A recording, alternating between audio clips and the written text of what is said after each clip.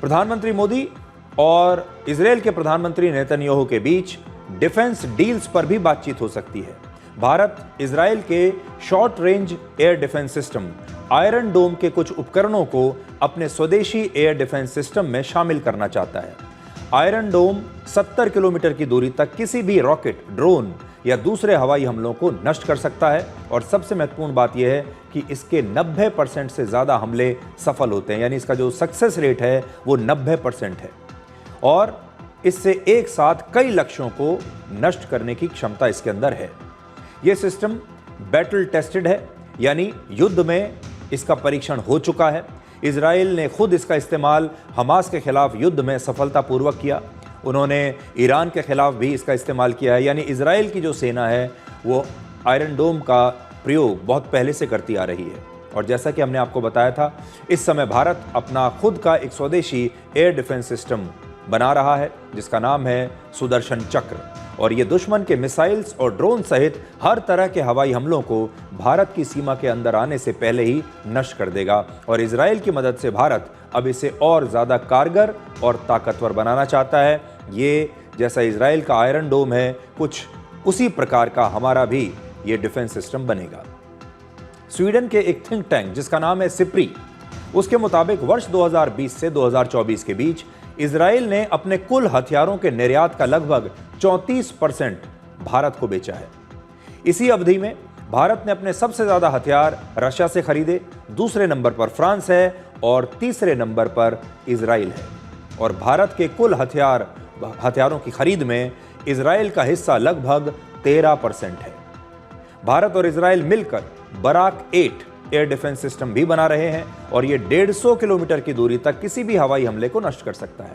इस समय हमारे स्वदेशी फाइटर जेट तेजस के कई महत्वपूर्ण सिस्टम्स भी मेड इन इजराइल ही है। और पिछले वर्ष ऑपरेशन सिंदूर में भारत ने इजराइल में बने कई हथियारों का इस्तेमाल किया था। उदाहरण के लिए हेरोप ड्रोन, ये जो ड्रोन है हेरोप नाम का, ये दुश्मन के रेडार को ढूंढकर उसे नष्ट कर देता है और इस समय ये ड्रोन भारत में ही बन रहे हैं। इसके अलावा लगभग 250 किलोमीटर की दूरी तक हमला करने वाली एक मिसाइल का भी इस्तेमाल किया गया था जिसका नाम है रैम्पेज। इसके साथ ही भारत और इजराइल मिलकर एक नया व्यापारिक रास्ता भी बना रहे हैं जिसका नाम है India middle east Europe economic corridor. और ये जो रूट है ये तैयार होने के बाद भारत सीधे यूरोप के देशों के साथ व्यापार कर पाएगा, वहां तक अपना सामान पहुंचा पाएगा। तो ये भी एक बहुत महत्वपूर्ण ट्रेड रूट है, एक बहुत महत्वपूर्ण इकोनॉमिक कॉरिडोर बन रहा है जो इजराइल से होते हुए जाएगा।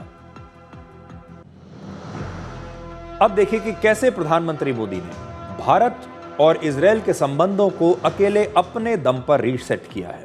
वर्ष 2017 में प्रधानमंत्री मोदी इजराइल का दौरा करने वाले भारत के पहले प्रधानमंत्री थे और उस दौरे में वो फिलिस्तीन नहीं गए थे।